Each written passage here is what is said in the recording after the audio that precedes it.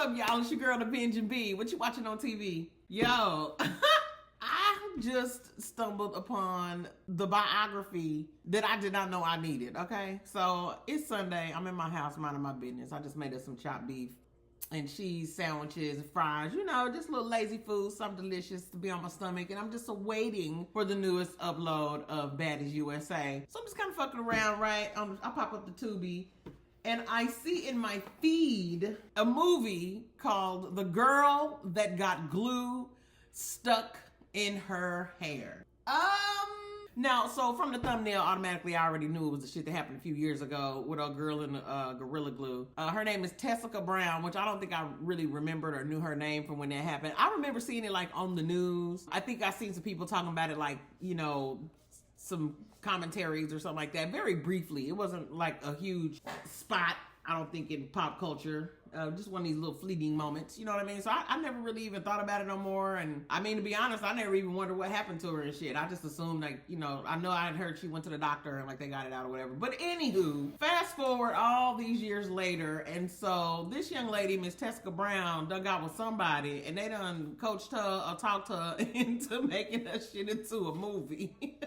Now let me say this. First of all, y'all got to know I have a little small spot in my heart for the Tubi entertainment. Not necessarily for its award-winning performances, but I really like seeing people that look like me, like, be creative and do their own shit. You know what I'm saying? So I give it a chance, you know what I mean? So anyway, this was one of those instances where I was like, fuck it, why not? I'll turn it on. So I ended up turning it on. And so now it opens up and she's talking to a lady who looks like a therapist. And I think I'm rethinking that now. The further we go into the movie, I think the lady might have been like a reporter or like a news person or something. She looked like a therapist. Like she's sitting there with her clipboard and shit and she's asking very insightful questions, you know. So I thought it was a therapist. But anyway, the premise of the movie is her actually recounting these events with this lady with the clipboard. We go through a small montage of different men. Apparently she was online. I guess she was on some kind of dating app or something. And so she was just kind of looking for somebody to date or whatever. And it shows us a couple of the different men that she went through before we get to who she actually was with, which was the pastor. I'm just gonna refer to him as the pastor. I don't think I even remember that nigga name. I don't even remember his name. So the montage of men, they're kind of funny. They just kind of overplay like some pretty ridiculous, you know, scenes. Like the first dude, she meet him at a park or something and like he ain't got no money and can't take her to no restaurant. And he actually like gets some shoes from somebody for her to put on and she like, So I think the second dude was the older dude. He was like 40 something. He told her how he had offshore accounts and some lady walk up to him and is like, you know, don't trust this man, he full of shit or whatever. So then that happened. So basically they're just really trying to drive home the point of like, everybody was bullshit. Now we get to the profile for Mr. Pastor Man. So the pastor, clean cut, nice looking, decent looking dude. And I guess the key point was that he was a pastor, you know what I'm saying? So I guess that would lower your defenses automatically if you believe in that type of bullshit. But he was supposed to be a reputable guy. They go out on their date. She finds out he's not married, not in a relationship or anything. He did mention that he had a wife that died that left him with 2 kids. So that was interesting. But anyway, they seem to get along, so they end up kind of forging a relationship, and they get together. And so there's a scene where she actually, I think she cared about him so much to where she actually wanted to try to conform a little bit to that type of lifestyle, right? Now, let me say this about Miss Tessica. Now, y'all will hear me give a lot of compliments. Honestly, I very seldom see an ugly motherfucker. Like, I think people use the word ugly. Usually it's just to insult or criticize somebody. I never really see ugly people. Maybe that's just me. I just don't never see them. Where they at? But I do have to point out, Miss Tessica Brown is gorgeous. She is so cute. She reminds me of Fantasia Barrino. She got like that classic down home, you know, black girl magic shit going on. She's really a cute girl. And so when before she got the pastor, she would dress up and kind of wear her little sexy dresses and shit, hair laid. Now we know going into this, she do not play about her hair. Her shit need to be laid at all times. She is very serious about her hair. And it showed, you know what I'm saying? As she gets with the pastor, she actually starts to kind of pull that back a little bit and she wants to be like respectable and this and that. You know, a couple of her friends, they kind of poke fun at her. They were like serious or whatever, but they kind of poke fun at her because she started dressing kind of conservatively, you know. Well, she get home one day and she's annoyed by this, and pastor is like, well, what's wrong with you? And she's like, well, you know, my friends are making fun of me because of my dress. And he's like, well, why are you wearing the dress? She's like, well, I want to wear the dress because you're a pastor and I want to be respectable. And he's like, oh, fuck that shit. I want to see that booty. You know what I'm saying? Like, he was basically like, I want you to wear what you want to wear. I want you to be sexy. Like, I don't give a damn what people say. Okay, cool. So maybe he's a keeper, red flag, anybody? I don't know. So I also have to say that there's like an underlying hatred he seems to have for her. I don't know if it's like a jealousy thing or what it is, but he seems to be pretty, I don't know, this nigga just looked disgruntled or something, you know what I'm saying? So they showed him at dinner one day with the two kids. He had two sons and he's like sitting at the dinner table with her and he's talking about how you can't trust women and shit. And I mean, she's sitting right there. So that, I think the point in them putting that into the movie was to set a tone for how he looked at her and how he viewed her, right? So it's gradually getting worse over time. Next we get to the point where he's actually, so it turns out now I was a little paranoid that this motherfucker wasn't an actual pastor in the first place, okay? I'm sitting here like, pastor? But it's turns out he was an actual pastor. Like, he had a congregation. He preached at some church. I don't know if he was a head pastor or what, but he was like, you know, leading sermons and shit. And so there's this weird interaction between him. You know how like when the churches is out and you know the pastors will stand there, usually the pastor and the first lady, they shake everybody's hand that's going out and they like thank them for coming and all that little shit, right? So it's this lady that come up to him and she's like, oh, that was a great sermon, pastor, and you know, just like real flirty, kind of like, bitch, what? And so Tessica's standing there like, she clocked it, you know what I'm saying? Later on, the lady comes back in. I don't know why she returned, but she come back in and was like, ooh, I want to know what prayer you prayed, because I've been wanting a man like pastor. So it's kind of like, is that what they be doing inside? I told y'all, that's why, man, never mind. So after the church service, and that happened, she actually kind of told him about it. She mentioned it to him in the car right before they get ready to pull off, and he's a little testy about it, got an attitude or whatever, you know. This scene, it's hard to explain it. And so there was nothing really significant about this scene except, again, they trying to set a tone for how gradually he's getting a little bit more hostile towards her. So in the car, he gets hostile towards her. You know what I'm saying?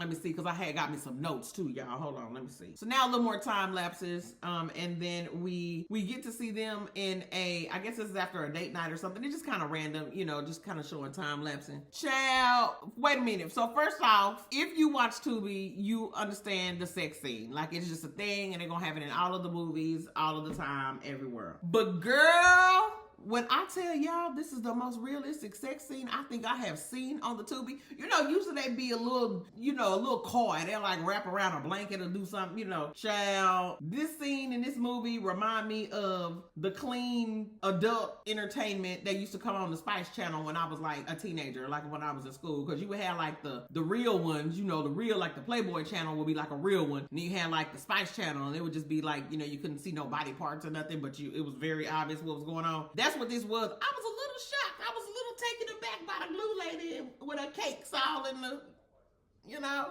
Now, after they get done with that, they're kind of laying in the bed and they just kind of talking, and they got a date coming up the next day. Now, this is the first time he actually put his hands on her. So they have a date. She's asking questions because also she's a daycare owner. And so she's really just trying to kind of, you know, iron out the times and shit like that because she got shit to do. She got the daycare to tend to. So she's asking him more and more questions. He gets very irritated and he actually pop her ass in the face. We cut back to the therapist reporter lady, and this is where she's explaining to her that even though that had happened, she did a really, really good job of trying to hide that from her kids, and she never told nobody about it. Nobody knew about it. Even the people that lived in the house, did nobody know that he was actually putting his hands on her. The lady that she's talking to asked her, well, why you didn't just burn off? You know what I'm saying? You should just, like, why you didn't leave? And so I really respected her answer. And that's one reason, like, in my personal life, you know, if I got a friend or somebody and they talking to me about relationships, I never tell people that you should just cut and burn. Now, I'm gonna cut and burn. That's my move. That's my get down. I'm just gonna, I'm something out. But I don't think you should tell people to do that. And this is why. She was very honest about the fact that she didn't leave because she wasn't ready to leave. And then it didn't make a whole lot of sense for her to talk to other people and tell them about what was going on. Because number one, you know, she don't want to look stupid, but then she don't want them to be like, you know, ridiculing her or like maybe some kind of way silently judging her and shit. She was really honest about that. It made perfect sense the way she explained it. Now this is where we get to the whole glue situation. Okay, so again, a little more time passes. They're actually getting ready to have a date night. And so she's at the crib, she's getting ready to go. I think she needed some more of the spray or whatever the shit is she used for her hair. He actually called her while she was getting ready to go, and she was like, hey, I need you,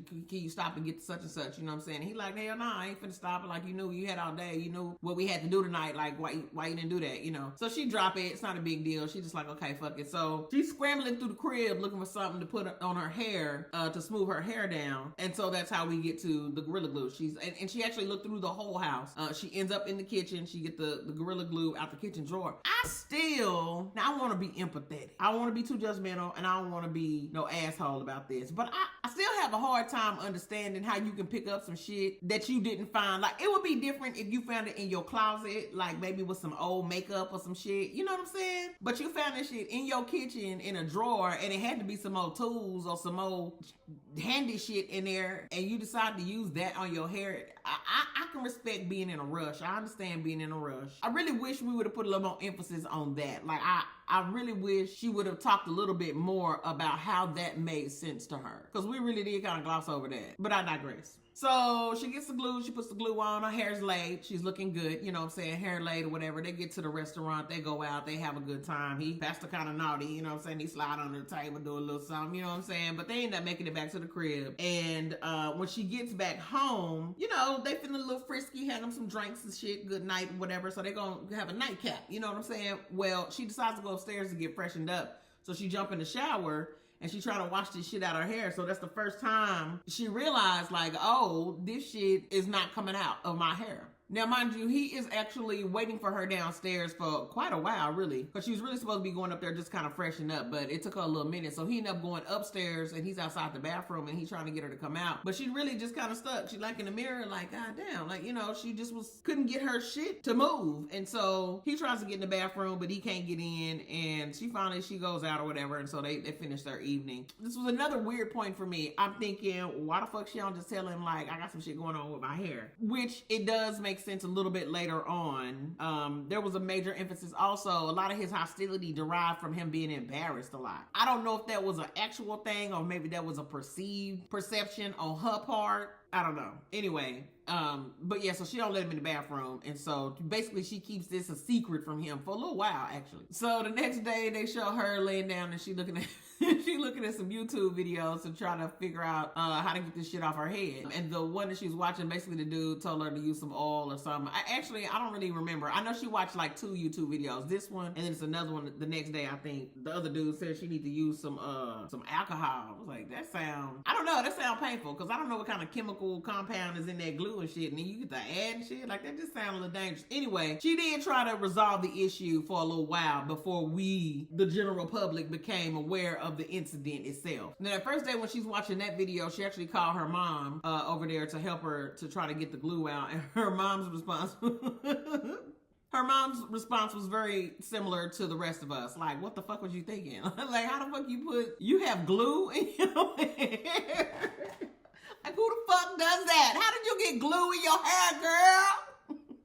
But anyway, so her mom, she tries to help her. Nothing they try works. And then, you know, I guess they have been at it for a little while or whatever, you know what I'm saying? So as her mom is leaving, the pastor and the kids get to the crib. So he and his mother-in-law, they say they have their little pleasantries or whatever, and she burn off. Well, apparently he does not like any company in his house when he's not there, or unless she has gotten permission from him, because he flip his shit. And he basically, I hate the whole YouTube code speak shit, but I guess I got to do it because I'm in the, you know, I'm in the game.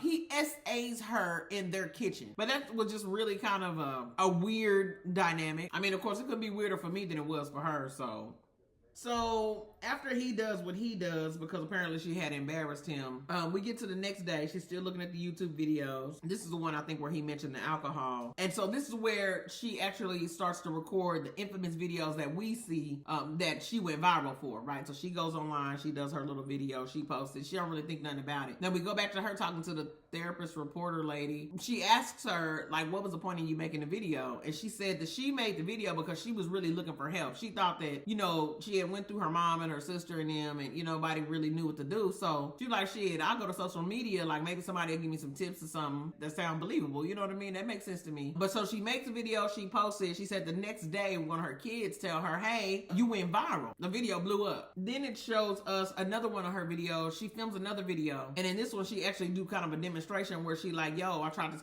like, ain't nothing working. So she used a conditioner, put it on her hair, wipe it off, or she is not budging. And so I think she did that mainly to prove that she wasn't bullshitting, or like this wasn't like a stunt. Like she was for real about not being able to get this shit out of her hair. That's when we go through kind of a montage of of internet responses, right? So we see a couple of TikToks where people respond back to her. We see a clip of when she was a hot topic on Wendy. We also get to see that she was donkey of the day for Mr. Charlemagne the God. And so now she gaining a little traction, and her friend comes over there with some tea tree oil, some paint thinner, some glue be gone, and some bacon grease. And they're gonna try it again. Now while her and her friend are getting set up and everything, and they're getting ready to try to, you know, get this shit out of her hair, her husband run in there and he excited. He like, oh shit, baby, you famous, and this and that. Like he is super elated that like everybody know who she is. He don't really seem to give a fuck about the fact that she got this shit in her hair and could be seeping into her brain. I don't think that probably didn't really occur to him. He was just happy that they was getting some notoriety. So they try that stuff that they use. It don't work. This is where she ended up going to the hospital the first time. Everybody's response is like, what the fuck were you doing?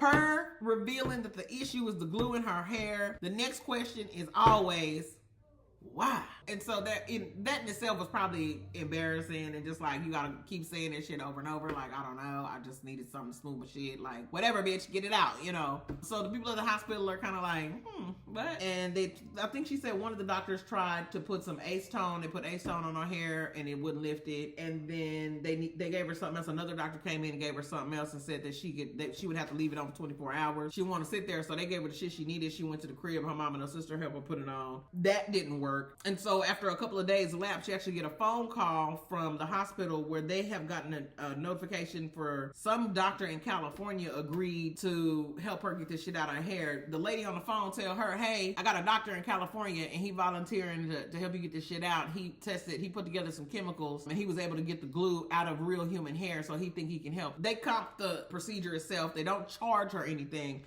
but what the trade-off is for her is that she's got to allow TMZ to film the whole procedure. So she tell her husband she got to leave. She end up leaving. She go to California. The doctor comes in when she gets there and he introduces himself and he's very Hollywood, you know what I'm saying? And she just sitting there kind of like, okay. But anyway, long story short with that, they do the procedure or whatever. So yeah, so they do the procedure. The reporter therapist lady is then asking her, she's like, yo, you know, what did it feel like? And so she's explaining like when the glue was on her hair, it felt like ants were on top of her scalp. And so the best way I would liken that is like if you've ever had braids, I know black women, we done had braids before, you know that, you know what I mean? Imagine that being your whole head and you can't get to it. You can't even like break through the little hairs to get that little, you know? That's really kind of sad. I feel kind of sorry for her. So she get the procedure done in California. She get back to the crib. Now remember, before she left, you know, Pastor was very thrilled and excited with her new notoriety. But when she get back, he's pissed off that he's embarrassed because of some shit. I guess he's embarrassed because of what's going on or whatever. And he physically attacked her. Like, he actually beat her up. I should probably include that he was drunk. So we go the next day to a corner store. They probably, I guess they run the errands or whatever. But so they end up stopping at a corner store. So they get to the corner store. He goes in and he's eyeing a chick up and down. And he gets up to the register to pay for his shit. And a girl recognized him. And she like, oh, ain't you the glue girl boyfriend? And oh, you so fine. Isn't that? He eating that shit up, child. But the girl is actually asking him for his number. But he won't won't give her the number. He just want her to follow him on his social media. Now, while that's happening, she's sitting outside and some dude walk up and I guess he recognized her and he tried to snap a picture of her because she's sitting in the car. So hubby comes out and he's like, oh, you know, somebody just recognized me. We should do some like, we should dress alike. We should blow up our shit together. You know what I'm saying? And she just like, oh shit. I really think the whole time this is going on, she was embarrassed. Like she looked like she's still embarrassed to talk about it now. Cause everybody like, that's some stupid shit. You know what I'm saying? That is some stupid shit. But I mean, we all done some stupid shit. You know what I'm saying? So you don't want to just like hear about that shit every day and everywhere you go. And then everybody asking you why. And like, bitch, I don't know why. Like I just did. You know what I'm saying? So she's not really with the social media idea. She don't want to be bothered with that shit. Obviously this upsets him. He also, in another effort to try to coerce her into doing it, he actually took a video. She said at this point she had ended up finding out she was pregnant and that she had some disease called HG. I should have Googled it before I started this because I was wondering why I was watching it. She said she don't know what the shit stand for, so don't ask her. Respect. But she was sick and she was pregnant, and so it was one day when she was at home and she ended up laying down and going to sleep. He told her, well, you know, you should take a 5-minute nap or whatever and then get back up and, you know, take care of yourself, you know. So she goes and takes the nap. He ended up taking a video of her and he wanted to use the video basically to blackmail her. I mean, when you see the video itself is not that incriminating. However, you got to keep in mind she a daycare provider. So if I'm a parent and my kids are in her care, I'm gonna be like, this bitch sleep? Like she got a husband in there? Like what the fuck? Like what's going on? You know? So she was really concerned about that making her look bad. Apparently she still didn't really go with him on the whole social media glow up thing and he got pissed off. He ended up posting that shit to his social media and a friend of hers, or I don't know if it was like one of her customers or what, but so a young lady ended up sending her that video and was like, hey, I seen this posted online. Are you okay? That was a breaking point. She actually get up. She tell him that he need to leave and that he can kiss her ass. She actually cussed him out. And I will say she was very patient, very demure, and very submissive to him throughout all the earlier part of their relationship. But it was that one thing, and she cussed him out, was calling them bitches and shit. I was actually very surprised by the way she had treated him before. But she was serious, so she wanted it over with. Well, obviously, you know how that go. You want to bail and get the fuck out. They don't want to get the fuck out. They want to fight and try to make them, let them stay and shit. So, during that little incident, he actually, obviously, he's threatening to get physical with her, but she got her phone. She called 911. You know what I'm saying? So I guess the police come. He ended up leaving. Well, she's explaining this to the therapist lady where he actually came back that same night. She said when he came back that night, she actually went into the kitchen while he was asleep. She said he was asleep and she was up the whole night just looking at him. She said she went in the kitchen, got her a blade, and she was gonna stab his ass to death. But she kept thinking in her mind, she said, I thought about my kids and I thought about the fact that because I hadn't told nobody about him whooping me, I wouldn't be able to claim self-defense. And so that's what stopped her from actually stabbing him. Instead, though, she did beat the shit out of him. So she beat his ass, and so the police get called, and then she goes into custody. But now they're interrogating both of them. They got them separated. Of course, he's like, oh, she attacked me. I don't know, looking ass. But she's then explaining to the detectives that she got pictures and documented photos of all the times where he physically attacked her. She actually had that shit saved in her phone. And she was saying that these were just current pictures that she had in the new phone. We ain't even gonna count the ones from phones that had been broken, you know. So that worked out for her. Oh, fun fact, Darren Fleet, come on, acting chops. I've been watching his little shorts and shit for years. He's so cute. And I don't know if they're in DC. I don't know where they from. It looked like they was like in DC or Baltimore or somewhere because of the way the houses is made. I don't know. But I thought that was fun. Darren, we see you, baby. So yeah, so they end up interrogating both of them. She ends up getting off, and at this point, I guess they separate. But then she's explaining to the therapist reporter lady, she's explaining to her that he ended up getting arrested for carjacking up to 5 people. So he's somewhere sitting his ass down, and he's out of her life for good for now. And so that is pretty much the story. My thoughts. Okay, my thoughts on the Glue Story girl and her little movie. First off, like I said at the beginning, I think this was a great idea. At first, when I seen it come on, I was like, why the fuck would they make this into a whole movie? Like, this don't need to be no movie. But I'm kind of glad they did it like that. I am, because it's engaging enough to keep your little attention. And she is very cute. I guess she trying to get on her little, you know, Tubi got that little celebrities. Y'all know a couple of them that be in all the movies and shit. You be recognizing them and stuff. So Tessica, she might be onto it. You know, she could probably do it if she want to. I wouldn't say the acting is the greatest, but I don't ever watch Tubi for award-winning performances. I watch it to see the people, because I like the people. You feel me? So I'm glad they did this. I think this is a smart way to tell your own story, and it's a little more engaging than an interview. Now, I also did see her do an interview with Tasha K. I didn't give enough of a fuck to watch the interview with Tasha K.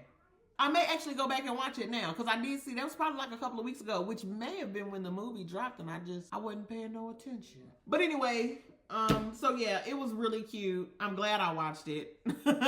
It's an interesting story. But please, stop. Don't use nothing on your body that come from your kitchen. Unless it's like food grade, you know, oil, coconut oil or something like that. Like, I still don't understand. I really wish we would have spent some more time on what the fuck you was thinking before you slathered this fucking construction grade ass glue in your hair. I just really am offended that we glossed over that the way we did. But anyway, she did leave us with 2 points. Please don't put no Gorilla Glue in your hair is the first point. Second point is do not stay in no domestically violent relationship because you don't really need to do that. And they whooping your ass and kicking your ass and probably trying to take your money. And then they want you to suck them, fuck them all the time. And then they don't even want to be nice to you. So if it's fucked up for you, get on out while it's early before something fucked up happen.